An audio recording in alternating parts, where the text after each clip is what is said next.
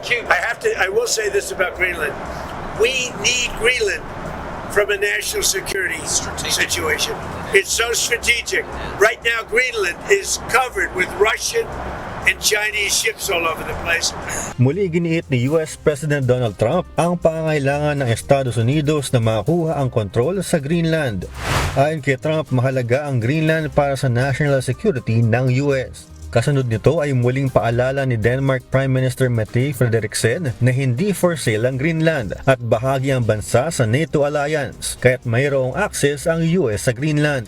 Giit din ni Prime Minister Frederiksen, hindi dapat makialam ang US sa Greenland, lalo't malinaw na ang nais ng Greenland ay independence at hindi maging bahagi ng US. Kahit si mismong Greenland Prime Minister Jens Frederik Nielsen ay tutol sa annexation ng US sa Greenland. Sa isang press conference, sinabi ni Nielsen na nakikipagdialogo na sila sa Amerika at binigyan din ng halaga ng kooperasyon at diplomasya para maresolba ang mga problema. Dagdag pa ni Nielsen, hindi maaari kumpara ang Greenland sa nangyari sa Venezuela o sa anumang bansang may kaguluhan o diktadurya. Binigyan din pa niya na ang Greenland ay isang demokratikong bansa at tiniyak sa mga mamamayan nito na walang sinumang kukuha ng Greenland mula sa kanila. Minaliit ni Trump ang pagpapalakas ng military defense sa Greenland ng Denmark na may responsibilidad sa foreign affairs at seguridad ng isla. You know what Denmark did recently to boost up security in Greenland? They added one more dog sled. It's true. They thought that was a great move. Ang tensyon ay lumakas matapos sa operasyon ng US sa Venezuela kung saan nahuli si Nicolas Maduro.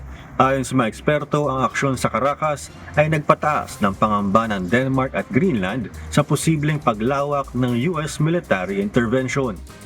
Ang Greenland ay may strategic missile routes patungo sa Russia at US at may umiiral ng military base ng US sa isla. Sa pagkatunaw ng Arctic ice, lumilitaw ang bagong shipping lanes at mining opportunities na lalo nagpapaigting ng interes ng US. We'll worry about Greenland in about 2 months. Let's talk about Greenland in 20 days. Binigyan din ni Trump na balak niyang talakayin ang Greenland sa loob ng 20 araw na nagdulot ng panibagong diplomatic tension sa pagitan ng US, Denmark at Greenland. Klein Senka, UNTV News sa Rescue Los Angeles, USA. Diyos sa aming sandigan, serbisyo publiko ang aming pinahalagahan.